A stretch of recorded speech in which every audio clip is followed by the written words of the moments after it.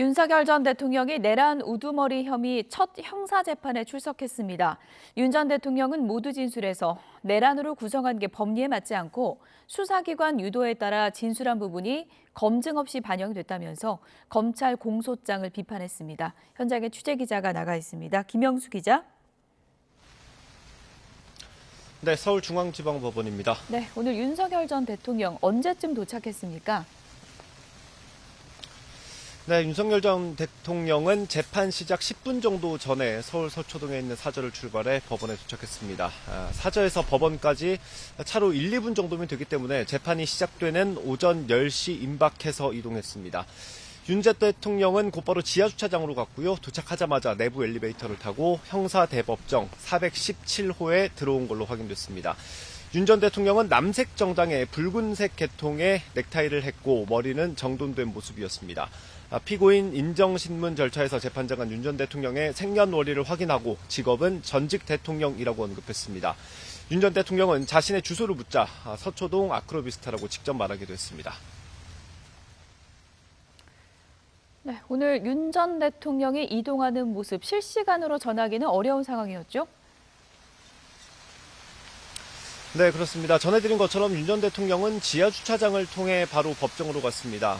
재판을 앞두고 경호처가 지하주차장 이용을 요청했고 법원이 이걸 받아들인 건데요.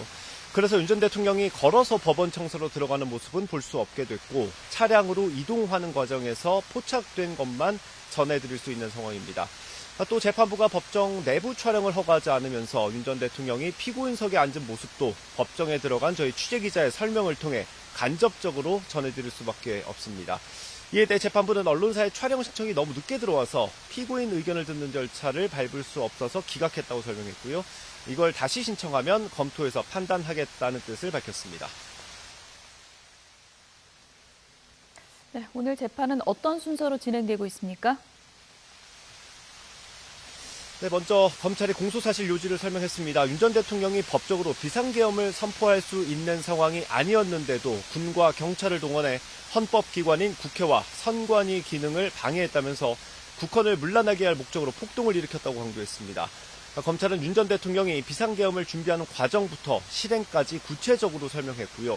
당시 군과 경찰이 어떻게 움직였는지까지 상세하게 나열했습니다. 이에 대해 윤 전 대통령 측은 공소 사실을 모두 부인한다고 밝혔습니다. 윤갑근 변호사는 헌정 질서를 회복하기 위해 헌법에 따라 계엄을 선포한 거라면서 대통령의 정당한 국가 긴급권 행사가 내란죄가 될 수 없다고 반박했습니다. 네, 윤석열 전 대통령도 직접 입장을 밝히고 있죠. 네, 윤 전 대통령이 모두 진술에서 직접 발언했습니다. 지금도 이어지고 있는데요. 지금까지 언급한 내용만 우선 정리를 좀 해보겠습니다.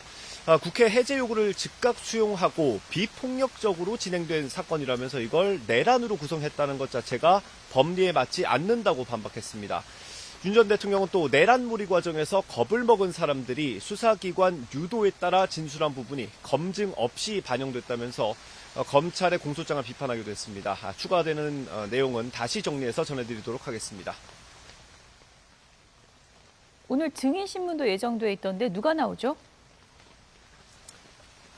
네, 조성현 수방사 1경비단장 그리고 김영기 특수전사령부 제1특전대대장의 증인신문이 예정돼 있습니다. 두 사람 모두 상관으로부터 국회에서 의원들을 끌어내라는 지시를 받았다고 증언한 인물들입니다. 윤 전 대통령의 형사재판 핵심, 앞서 검찰이 설명한 대로 국헌을 문란하게 할 목적으로 폭동을 일으켰는지입니다. 앞서 헌법재판소 탄핵심판에서 윤 전 대통령의 목적과 일부 행위에 대해 인정했다고 해도 형사재판의 경우 다른 판단을 할 가능성도 있습니다. 지금까지 서울중앙지방법원에서 전해드렸습니다.